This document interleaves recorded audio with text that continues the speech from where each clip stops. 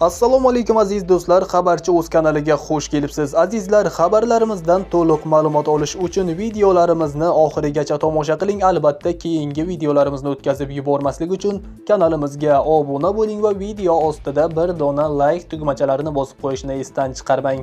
Biz esa boshladik. Prezident xorazmlik fermer va toshkentlik dehqonni mukofotladi. Prezident Shavkat Mirziyoyev Xorazm viloyati Xonqa tumanidagi Sultonboy Xonimjon fermer xo'jaligi boshlig'i Egamberdi Sultonovich Sobirov va Toshkent viloyati Oqqo'rg'on tumanidagi shaxsiy tomorqa yer egasi To'lqinjon Nosirovich Mansurovni do'stlik orderi bilan mukofotladi. Prezidentning shu to'g'risidagi tegishli farmoni 18-mart kuni e'lon qilingan. Xorazmlik fermer O'zbekiston qishloq xo'jaligi sohasidagi ko'p yillik samarali mehnati zamonaviy agrotexnika usullarini qo'llash orqali hududning og'ir va murakkab sharoitida ekin maydonlarining meliorativ holatini yaxshilash, paxta va g'alla yo'nalishlarida yuqori hosildorlikka erishish, aholi farovonligini oshirishga qaratayotgan munosib hissasi, shuningdek ko'p tarmoqli fermer xo'jaligi faoliyatini namunali yo'lga qo'yish, yangi ish o'rinlari yaratish borasidagi katta xizmatlari hamda jamoat ishlaridagi faol ishtiroki uchun mukofotlangan.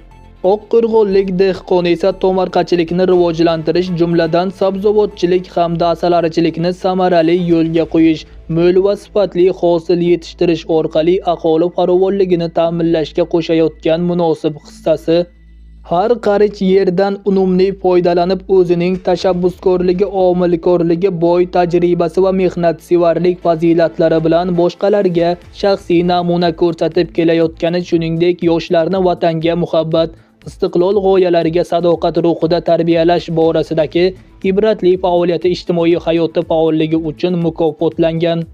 Eslatib o'tamiz, joriy yilning 30-yanvar kuni Prezident Shavkat Mirziyoyev boshchiligida o'tkazilgan ekin yerlarida daromadli mahsulot yetishtirishning yangi tizimi bo'yicha yig'ilishda Qoraqalpog'iston dehqon Genjumart Turdimurodov, 7-fevral kuni esa Surxondaryo viloyatida faoliyat olib boruvchi tadbirkor Bahrom Qayumovich Raufov do'stlik orderiga loyiq ko'rilgan. Xabarchi o'z kanali sizlarga yetkazmoqchi bo'lgan ma'lumotlari shulardan iborat edi. Xayr, salomat bo'ling.